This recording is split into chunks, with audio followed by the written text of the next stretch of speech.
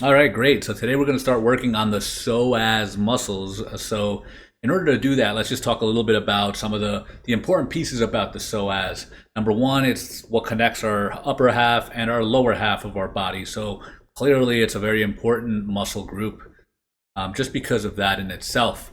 Now we've worked already around the psoas muscle, which was like the hip and the pelvis. We've done some exercises on that. These muscles specifically don't have so much to do with sexuality themselves as does the hip and the pelvis. These have more to do with fear.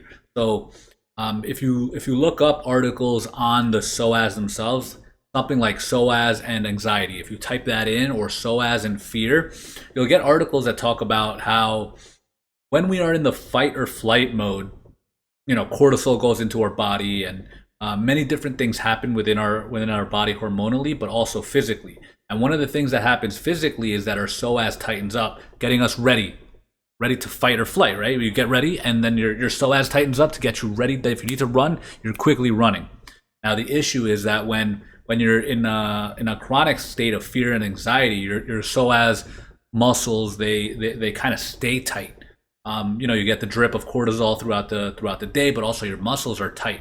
But then somebody who has had traumatic experiences of fear, their psoas are normally pretty tight, and they just walk around with tight psoas, and it's kind of like a feedback loop where their tight psoas tells their brain that they're in danger, and then their brain tells their body that they're in danger, so it stays tight.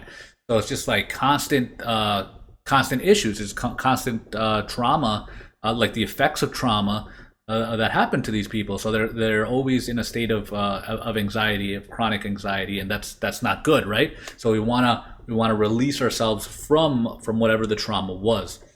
Now we can do it psychologically, but also physically. So a lot of times with different modalities of like therapy, they only focus on like your mental state or the hormones, and they want to give you pills and stuff like that, and they never do anything to work on the psoas muscles. And that's what makes bioenergetic analysis therapy so much more effective, because we're working on the whole body, right? The whole body and the whole mind. So the body mind connection.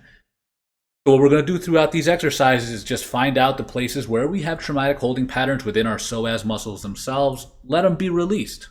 And then just calmly go throughout our day after releasing some of those neurotic holding patterns, some of the tensions that we find within our psoas themselves. So as to change this loop, we don't want to continue to be in a state of fear and anxiety. So let's work on our psoas. Let's reduce the fear and anxiety. Be at a much better state of peace and calm.